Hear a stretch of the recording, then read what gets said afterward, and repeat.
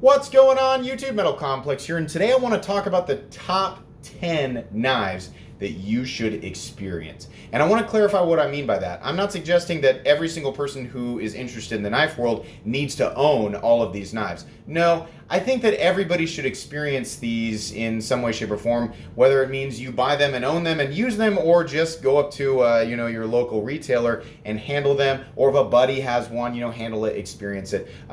These are, in my opinion, some of the most influential knives of the last decade, and some of the knives, like the Victorinox Cadet shown here, I think are actually older than 10 years ago. That's important because in the last 10 years, we've seen more growth in the knife world than there has ever been. So a lot of these knives have shaped and molded our opinions in one way, shape, or form, whether you have just seen other reviewers such as myself talk about them or you've actually handled them for yourselves. But all of the knives on the list are knives that I recommend that everybody at least experience. You may like some of them, you may not like some of them. I'm definitely not saying every single one of these knives are the best, because some of the knives on the list I don't actually like, but I'm glad I experienced them for multiple reasons. I'm going to go over that. I'm going to go over each one, say what I like about it, what I don't like about it, what's good and bad, and whether or not I actually own it. If I do, like the Victorinox Cadet, I will actually show it. Also, there's more than 10 knives on this list. There's actually 13, and that's because top 10 is a little bit more clickable than top 13, but truthfully, there are just 13 knives on this list that I find to be extremely important. Every single knife on this list, if available, will have an Amazon affiliate link down below, so if you'd like to experience it for yourself and use them. I will show the knives if I actually own them. So first up, number 13, counting backwards. By the way, these are sorted from least to most expensive.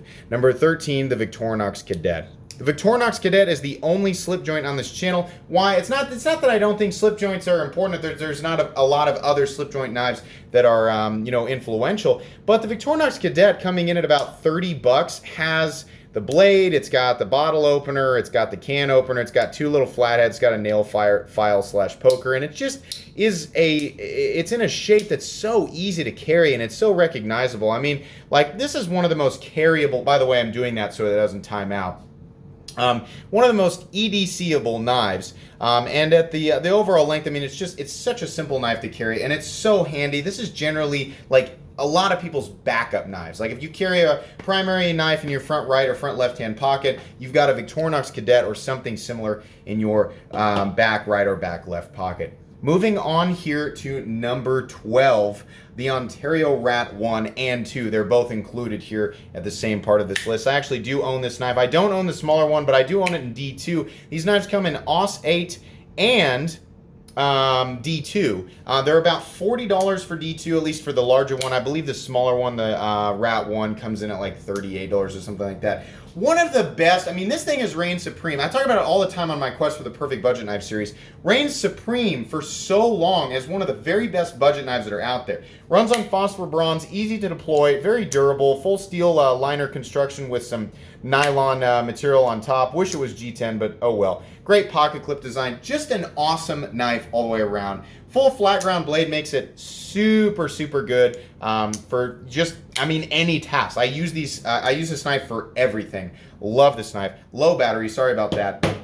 Moving on here to number 11, the Kershaw Blur. The Kershaw Blur is the only assisted knife on this list. I don't particularly like assisted knives anymore, but man, if there was one that I was going to recommend, it's the Kershaw Blur. The design of this thing is just fantastic. It has that TrackTech insert, 6061 T6 aluminum, liner lock, great assisted action, not that you really need it, but it's very easy because the spring actually doesn't start, there's not tension up here, it's really just right here. So closing the knife one-handed is really, really easy to do. It does come in a premium version as being shown here, S30V. The standard version is, what is it, 12C27N. These knives range anywhere from like 55 bucks all the way to like 75 or 80 bucks, and they come in almost every conceivable color scheme that you could imagine. If you're gonna go with an assisted knife, if you want a really, really good example of an assisted knife, in my opinion, the Kershaw Blur is the best one out there, and it's probably the most recognizable Kershaw knife that exists. One of the most recognizable, if not the most recognizable, assisted knives that exist.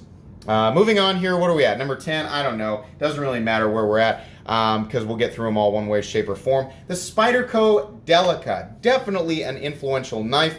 These come in at a controversial $70, $75 because the base version of them is VG10. VG10 is not a bad steel. It's just not a steel that everybody really wants to see anymore in this at the $75 price point. As you can see here, we have a multitude of different colors. In fact, there's so many more colors than just the ones shown here. FRN scales, that's fine. The reason that this is an important knife is because it's a simple lockback design. It's got a fully flat ground blade, fantastic EDC profile and weight.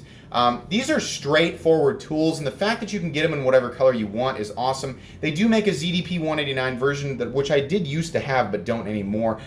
These are great. If you're looking for a straightforward lockback design knife, that's got a good functional blade. You can see they're fully flat ground blade, and it's super light, and you can get the color that you want. Look no further than the Delica. That's definitely a good one. This is an example of one that I found that just wasn't for me, and mainly because I don't like FRN, but there's an example of one. Next up, the Cold Steel American Lawman. Sorry about the glare here. We're getting a little bit of glare. The Cold Steel American Lawman is, in my opinion, it is the most durable knife on this list. It does utilize the triad lock, has an amazing ergonomic design, actually utilizes G10, currently uses S35VN, it used to be CTS XHP. This thing is an absolute workhorse. Great size, great profile, fairly lightweight for what it is, and that triad lock, you can't argue with it. These come in at about, what do they come in now? 90 bucks for S35VN? That's awesome. Not made in the USA, but for 90 bucks you're getting a knife that, in a drop point blade, or I'm sure they make, do they make like a Tanto? I'm not really sure if they make a Tanto version or not, but just a straightforward utilitarian design. Left and right side setup for the pocket clip, just great.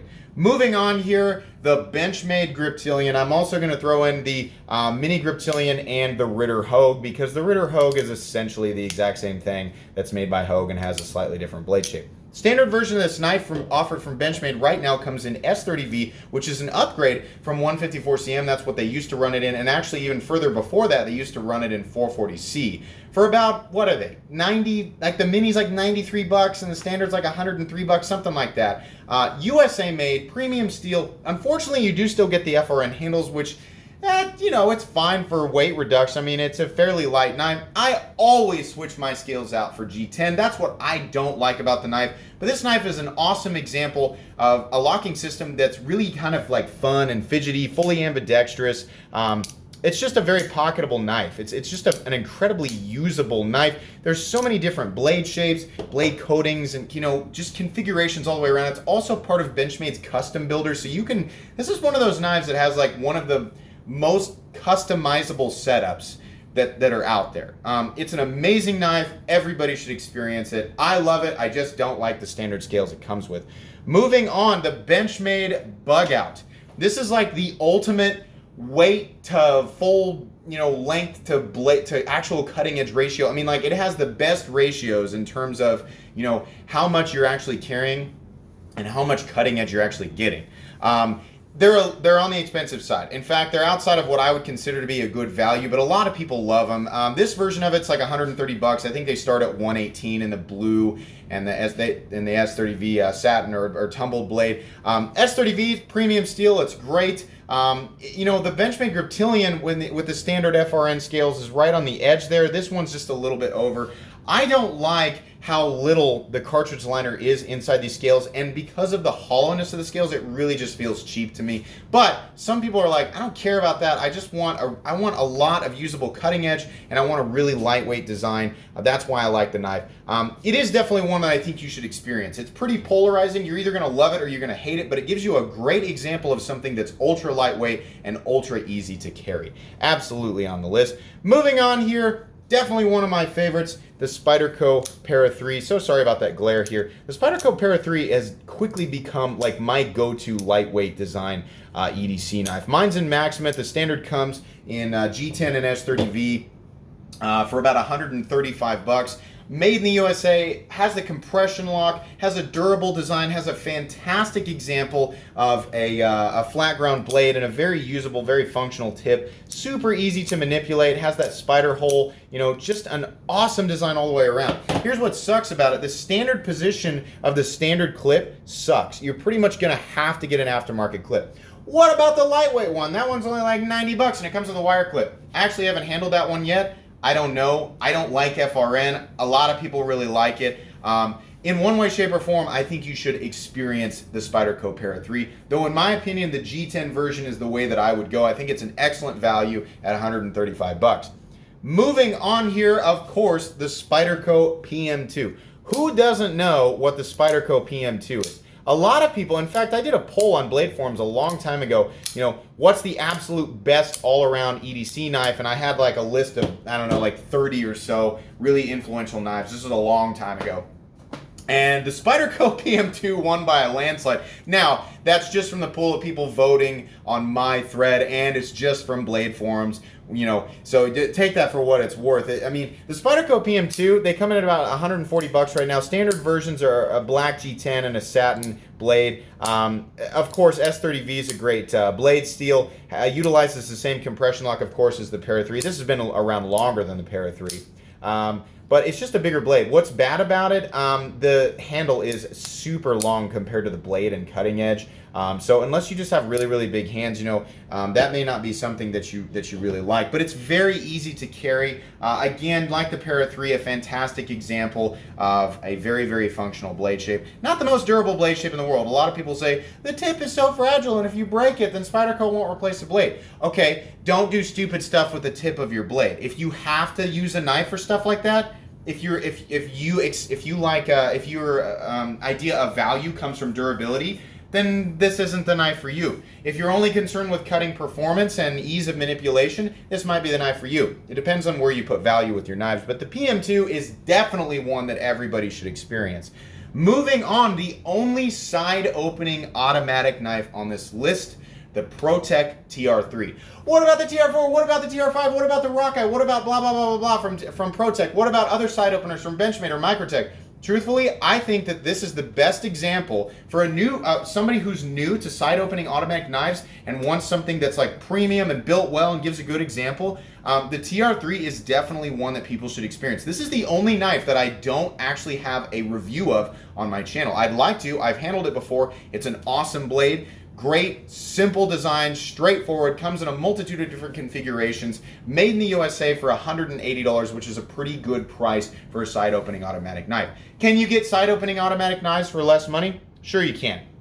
But in my opinion, unless it's a Protec, I mean, if you want USA and you want like the best side opening automatic and you want a design that gives the best example of it, it's the TR3, period. It's USA made, it's gonna fire harder, it's gonna kick harder, it's gonna lock up harder than a lot of the other stuff that's out there in competition. This is one of those where I know people are gonna be like, that's not the best example of a side opening automatic knife, it's gotta be this one or this one or this one. And because self-defense or blah, I don't care about self-defense. The TR3, in my opinion, is the very best example of a side opening automatic knife out there, and it's one that I think everybody should experience to decide whether or not side opening automatic knives are for them. Of course, you do have to consider legality, as is the case with all of these knives, and blade length at least, but legality in your area. Are automatic knives even legal? This one comes in at about it's like 3 1/4, 3 1/2 inches of blade and about 8 to 8 1/4 overall. Fantastic size.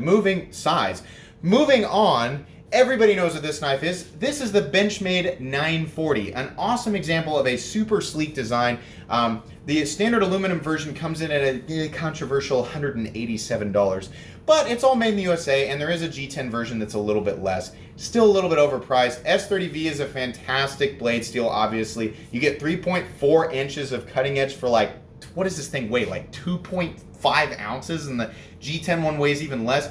Super lightweight design, very fidgety, very easy to carry, you know, as long as you can carry a knife that's over 3 inches in your area, or in some, I mean, over 2 in some areas, or 2.5, whatever.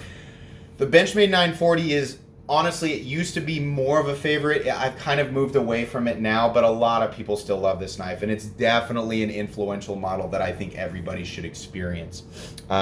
Moving on here, one of my very favorite knives of all time, the ZT-0562. This is an expensive knife. The base version coming in at, well, the GTN versions are a little bit less now because aren't they being discontinued? I don't know. For the sake of moving on quickly, this is roughly a $200 knife at base. The carbon fiber version runs about $260, and then the titanium version runs about $280. This knife utilizes currently S35VN at base, 20CV or 204P at some of the upper tier versions. This knife set the bar for flipping action. This was the knife with the best flipping action. It's a titanium frame lock running on bearings, and every single frame lock that was a flipper running on bearings for years after this knife debuted was compared to this knife. A Rick Hinderer design, awesome slicer blade, has an amazing setup for like durability. Now bearings aren't the best for dirty environments, but in terms of overall durability, very, very durable. Has an external stop pin setup, which you guys know I really, really like, just for force being mitigated away from the pivot. Has an open body pillar construction, deep carry pocket clip, the list goes on and on and on. It's very nearly a perfect knife. It's expensive, but it's definitely a knife that you should experience if you're getting into the whole flipper on bearings titanium frame lock world. Full USA made, has ZTs fit and finish, amazing. It would make a great first ZT for anybody. Moving on here to the final knife on the list and the only OTF on the list. I had to include an OTF. Everybody knows about the Microtech Ultratech. There are a lot of OTFs in this world. There's super cheap OTFs like the Lightning that are still pretty good, and then there's incredibly expensive full custom Marfione OTFs, or like the Harkins Trident Deadlock, and there's a whole bunch more. I don't necessarily think every single person needs to own an OTF, but you should experience one. And the most like recognizable OTF in the entire world is arguably the Microtech Ultratech. The most expensive knife on this list, definitely coming in at base. What are these? About 250, 260 bucks. They can be more than that. Full USA made. They're about 8.5 inches overall. Looks like it wouldn't be, but very lightweight, very slim, sleek design. If the blade length is legal in your area, and obviously the automatic nature of the knife is legal in your area, this is one that you should definitely experience. It just feels like quality. The new ones, as shown here, are contoured. They come in like every conceivable color you could imagine. So many different blade shapes you can get. It's the only knife on this list that you can actually have a dagger blade on, meaning sharpened on both sides, which is another thing you have to check if whether or not it's legal in your area. But they've got like DLC finishes, they've got bronze finishes, they've got apocalyptic, they've got satin, they've got tumbled. I mean, if you've got an idea of what you want your OTF to look like, I guarantee you Microtech makes a version of it.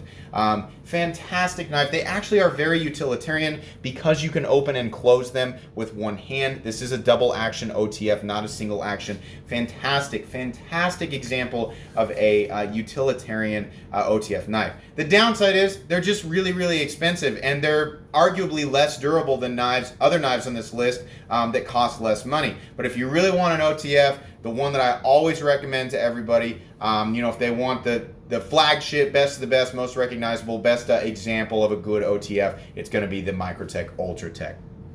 Guys, that's going to be pretty much it. I'm pretty sure there were 13 on that list. Somebody will correct me if I'm wrong. That's going to be pretty much it for the 13 knives, or well, I titled it Top 10 Knives Everybody Should Experience, but the 13 knives that I honestly believe everybody should experience. These 13 knives, in my opinion, if I were to take one person and show them all 13 of these, would mold their opinions on knives and their tastes on knives moving forward. I hope you guys enjoyed this video. I hope you at least found it entertaining in some way, shape, or form. If you did, please leave a like. If you'd like to check out my other content, I do of course have lots of videos of knives that are either expensive or inexpensive that I do or don't like, so check those out. And if you enjoy all my content, go ahead and click on this Metal Complex logo right here and subscribe to my my channel. You can see my reflection in there literally pointing at nothing in my world but the overlay on the videos showing you where to click. Thanks again for watching, everybody, and have a great day.